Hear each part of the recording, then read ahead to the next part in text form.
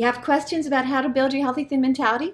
Well, post them in our private group at dietsarefattening.com on Facebook. Just request to join and you can join, or post them here and I will get to them.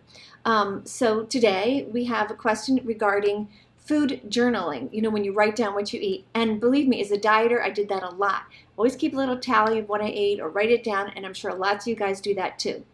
So when you're first starting a healthy thin mentality, I know it's completely different than the diet mentality that's been ingrained in your head. So I don't want to go overboard on telling you not to do all the things you're kind of comfortable with, but let me tell you, food journaling disconnects you from what we're trying to key into. In other words, even if you think you're not really judging what you're eating and you're just kind of writing it down out of habit or whatever, it's getting in your head. And it makes you, instead of relying on listening to your body and your hunger and satiety and cravings, you have this little book or this little note that you're writing, or you kind of can reflect back and go, well, I'll kind of go through the day, but I'll write it down so at the end of the day I can make sure I'm doing my healthy thin mentality well. No, no, no. You don't want to check in that way. You want to check in with the good old body that you were given, not so much with the brain and the calculating and the reading the labels. That's what we're trying to get away from. And I always want to say this for you people who are all concerned about nutrition. Hold on, we'll get there. But I'm telling you, in the beginning, you're not going to be malnourished here. What you're first trying to do is connect eating with hunger. And when you've got that down, and it doesn't take that long, when I say that long, it takes at least a couple of months to really feel it. And that's why my workbook is the first 12 weeks of your healthy thin mentality, to kind of really get you solid in that. But anyway, but in the beginning, don't hyperventilate about nutrition. You're going to be fine. This is you getting used to your hunger levels and hearing your cravings. So if you keep writing down in a food journal, judgment, it's going to be there. You're going to judge how you're doing. And how are you supposed to be judging how you're doing? By how you're feeling. Do you feel energetic? Is your body saying, wow, that meal was great, I felt really nourished and happy for a long time? Or is your body saying, those chips and cookies, they tasted good and I was really hungry, but hey, I didn't feel that great for that long. Okay, so that, I'm using an example like chips and cookies because that's another question that someone was asking. If your body is giving you signals like, what you ate isn't satisfying, I'm not feeling good, then that's important. That's your body actually trying to give you some nutritional instruction. But when you're first in this and you don't even hear your voice yet because you've closed it off for so long, first worry about hunger, okay? Then you can get into cravings and what nutrition and all that in terms of what is my body really asking me for. First, you got to get the hunger down. I'm telling you, you've got to get the hunger down first, because you can get quite heavy eating all organic, whole grain foods too. It's quantity that makes us heavy. Now, high, wonderful nutrition can make you feel better, can make your health better, for sure. I don't disagree with that at all. But I disagree with putting the cart before the horse. So let's get the cart in back of the horse being hunger. Figure out hunger. Get connected with your hunger first, okay? So bottom line, answering that question is, yeah, don't do a journal. That will keep you disconnected. You won't hear yourself as well because you'll be relying on writing it down. Even if you don't think you are, it's in your head. If you're writing it down, that's in there. Same kind of thing as with a scale. If you weigh yourself, you're going to judge yourself based on a number, which is not a good way to do it. You want to release that judgment from a number on a scale or a piece of paper where you're writing stuff down and go, how do I feel? How do I feel? Am I eating when I'm hungry? Is hunger being happily satisfied by this kind of food, or do I don't feel so good? I should eat something else because I want to feel good. Feel. It's about feel and listening, okay? Really important concept. So slightly related to this is another comment that was about in order to kind of get good portion control, cutting things up before you eat. Like if there's a serving, cutting it in fours and say, okay, I'm going to eat that and see how I feel. I'm going to eat that and see how I feel. Now, that's not a bad idea. That's a lot different to me than the writing it down. But she also expressed that then she got stressed out by some things and this all spiraled away. That's where the problem lies. Eating food should be a joyful experience. In the beginning, if it helps you to keep checking in with yourself, to cut the food in parts, that's okay. I hope for you that you don't have to do that long term, because it's not as freeing and enjoyable. It's a little tight, And what you want is to develop this relationship with food and eating that's kind of loose and happy, where you're not all driven by rules and fears. But again, in the beginning, if that helps to remind you to check in with the question, could I be done now? Could I be done? Could I be finished eating now? Is my hunger quiet? Then do it. That's totally fine. But as you get into this, and let's say then you have like a time when you're stressed out and you can't do it, don't tie success or building a healthy food mentality with cutting that food up, because then you're locked into that. Be a little more flexible with that. If you have time to do that and you're not rushed, fine. But in a point where you are rushed or just having a stressful day, then rely more on, I don't need to cut this up. I'm eating. I've got stuff to do, and skip that step. But don't skip the step of touching, keeping in touch with yourself.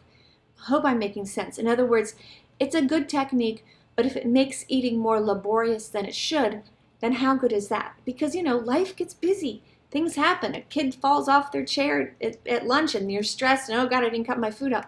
Yeah, that's why I want you to be as flexible as you can and be able to ride the kind of waves of life, where some little thing like you just couldn't cut it up or whatever doesn't impede your progress. And your progress is all about you connecting with you.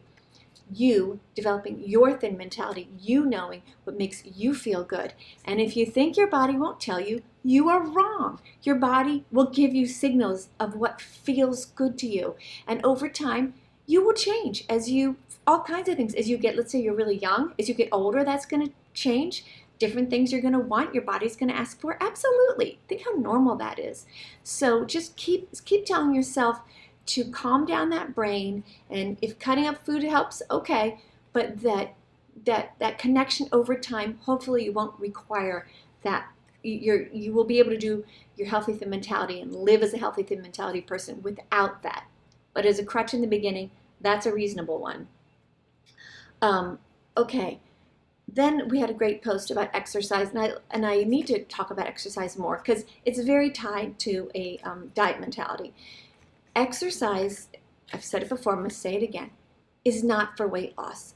Exercise is like brushing your teeth. It's to feel good, to maintain your dental health and all these things. Moving your body is not a punishment for overeating.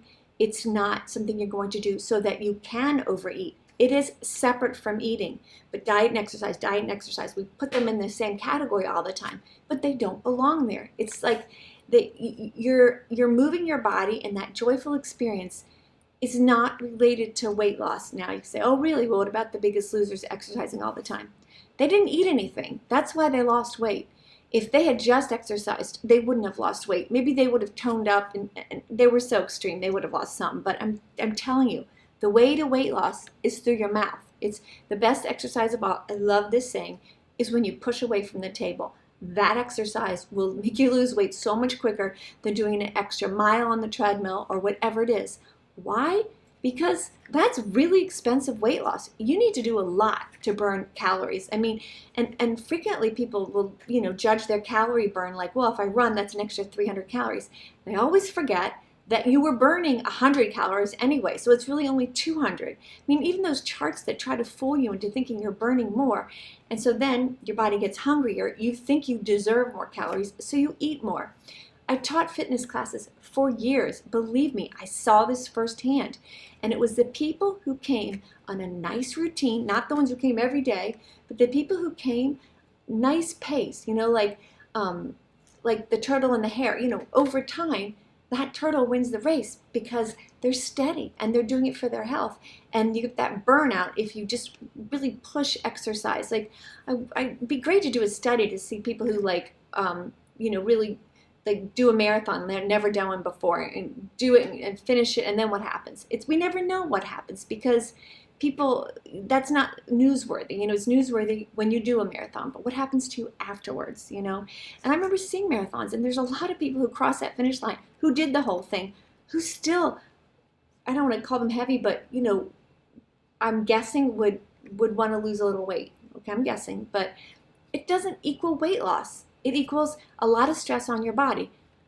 I'm not dissing marathoners. That's an amazing achievement. I'm just trying to point out that if you want to lose weight, it's through your mouth. It's not through exercise. It's much, much more reasonable. Should you exercise? Of course. Do I? Of course. But I don't do it to lose weight or so I can eat more. I do it so I feel good and I'm strong. My body's how I want it, because of course exercise builds muscle and all kinds of good things. So, long answer to this question is that, and the comment on our private Facebook group was, she was kind of talking about how now this all or nothing attitude about exercise, and she's understanding this, is like it used to be for her, that if she couldn't exercise a full hour or really go for it, then it wasn't worth it. And that is the same kind of all or nothing mentality that a diet mentality exudes. You don't want all or nothing. You want, if you can fit in 10 or 15 minutes of something and it's enjoyable and you want to do it, that's the way to exercise. It's not, oh wow, I'm going to do 60 minutes. It's going to be really hard. I'm going to be really tired. And then later on, I won't want to do this again. I'll probably just skip it next time because it's so hard. No. It's responsive. I feel like I need to move right now. I'm going to do a reasonable amount. I'm going to do things that make me feel good, not depleted, and then I'm going to get on with my day, because neither eating nor exercise should be taking up this much of our brain power, right? We should be doing other more important things with our lives than figuring out how we can eat the most calories or work out enough to make sure that we can, have our body weight. No, come on, guys. We got other more important things to worry about in this world, don't you think? So, message for this week, as usual, is keep that common sense going. Keep that connection with your body alive. Listen. Stop judging. And your beautiful body is going to lead you to the proper amount of food and the proper nutrition. Yes, it is. Okay? I will see you soon. Please, if this message is helping you at all, like, share, subscribe. As you can imagine, there's a lot of other voices out there, and it just really helps if you subscribe and share and all that kind of stuff. So thanks for being with me, and I'll see you soon.